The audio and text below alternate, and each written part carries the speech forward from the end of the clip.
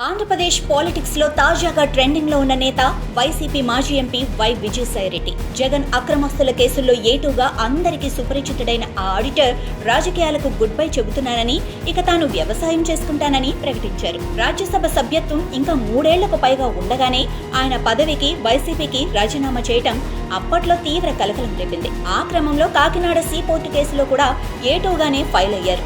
దీంతో రాజకీయాల్లో ఉన్నా లేకున్నా తనకు ఏటూ మాత్రం కామన్ గా మారిపోయిందనుకున్నారో లేక పొలిటికల్ రీఎంట్రీ కన్ఫర్మ్ చేద్దామనుకుంటున్నారో స్పష్టత లేదు. కానీ కాకినాడ పోర్టు కేసు విచారణ మొదలైన నాటి నుంచి పొలిటికల్ అటెన్షన్ ని మాత్రం తన వైపుకు తిప్పుకుంటున్నారు సాయిరెడ్డి. గతంలో వైసీపీలో అన్ని తానే చక్రం తిప్పిన ఆయన ప్రస్తుతం ఏ పార్టీలో లేకపోయినా అటు మీడియాతో ఇటు పొలిటికల్ గా అటెన్షన్ అంతా తన వైపు తిప్పుకోవటానికే తెగ తాపత్రయపడిపోతున్నారు. గత నెలలో కాకినాడ సీ పోర్టు కేసులో సిఐడి విచారణకు వెళ్లిన సాయిరెడ్డి విచారణ అనంతరం మీడియా ముందుకు వచ్చి స్వచ్ఛందంగా లిక్కర్ స్కామ్ పై హాట్ కామెంట్స్ చేశారు. లిక్కర్ స్కామ్ పై తనను అడిగితే చాలా విషయాలు చెబుతానంటూ ఎవరికీ తెలియని రాజ్ కసిరెడ్డిని ఆ కేసులో ఫోకస్ చేశారు.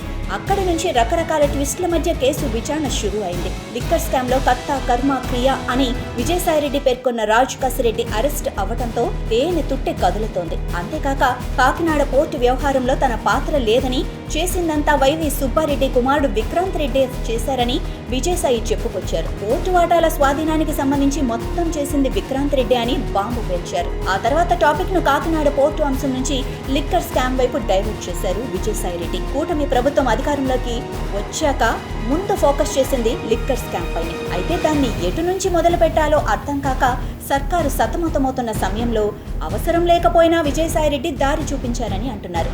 ఏపీ లిక్కర్ స్కామ్ లో సూత్రధారి, పాత్రధారి అంటూ జగన్ సన్నిహితుడైన కసిరెడ్డి రాజశేఖర రెడ్డి పేరును హైలైట్ చేశారు. భవిష్యత్తులో అవసరమైతే మరిన్ని అంశాలను వెల్లడిస్తానంటూ కొత్త ట్విస్ట్ ఇచ్చారు. లిక్కర్ స్కామ్ పై తనను అడిగితే పూర్తి వివరాలు చెప్పేస్తానని ఓపెన్ ఆఫర్ ఇవ్వడంతో విజయసాయిరెడ్డిని విచారణకు రావాలని సిట్ అధికారులు నోటీసులు ఇచ్చారు. దీంతో విచారణకి హాజరయ్యారు. ఈ కేసులో అంతవరకు నిందితుడిగా భావించిన సాయిరెడ్డిని సాక్షిగా పరిగణించాలని సిట్ నిర్ణయించినట్లు ప్రచారం జరిగింది. ఈ నెల 18న లిక్కర్ స్కామ్ పై విచారణకు హాజరైన సాయిరెడ్డి యథావిధిగా బయటకు వచ్చిన తర్వాత మీడియాతో మాట్లాడారు. మద్యం స్కామ్ మొత్తాన్ని కసిరెడ్డి రాజ్ రెడ్డి నడిపించారని మరోసారి కుండబద్దలు కొట్టారు.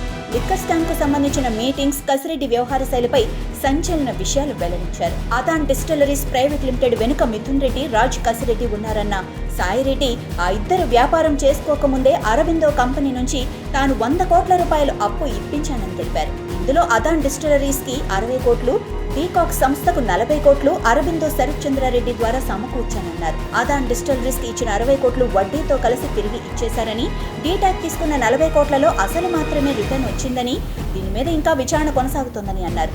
అయితే ఈ వ్యవహారంతో తనకు సంబంధం లేదంటూనే వారికి వ్యాపారం చేసుకోవడానికి 100 కోట్లు అప్పు ఇప్పించానని చెప్పుకొచ్చారు సాయిరెడ్డి.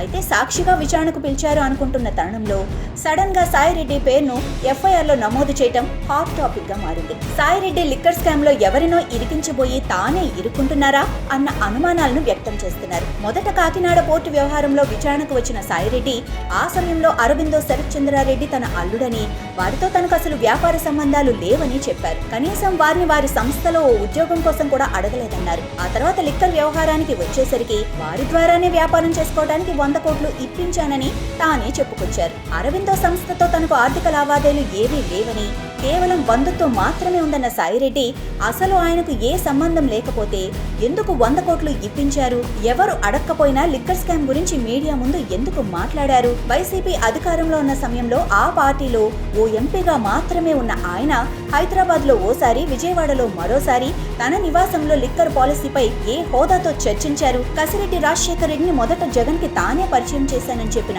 ఆయన ఆ తర్వాత అరబిందో ద్వారా 100 కోట్లు ఎందుకు ఇప్పించారు? లిక్కర్ వ్యవహారంతో ఏ సంబంధం లేకుంటే వాళ్లకు అప్పు ఇప్పించాల్సిన అవసరం ఏంటి అన్న అనుమానాలు వ్యక్తమవుతున్నాయి. మొత్తం మీద ఈ వ్యవహారంలో సాయిరెడ్డి టార్గెట్ ఏంటి? పార్టీ నుంచి తనకు పొమ్మనకుండా పొగపెట్టిన వారిని టార్గెట్ చేయాలనుకుంటున్నారా? పొలిటికల్ రీఎంట్రీ కోసం చూస్తున్న ఆయన తనపై ఉన్న వైసీపీ ముద్రను తొలగించుకోవటానికి ఇదంతా చేస్తున్నారా? సాయిరెడ్డి నెక్స్ట్ టార్గెట్ ఏంటి?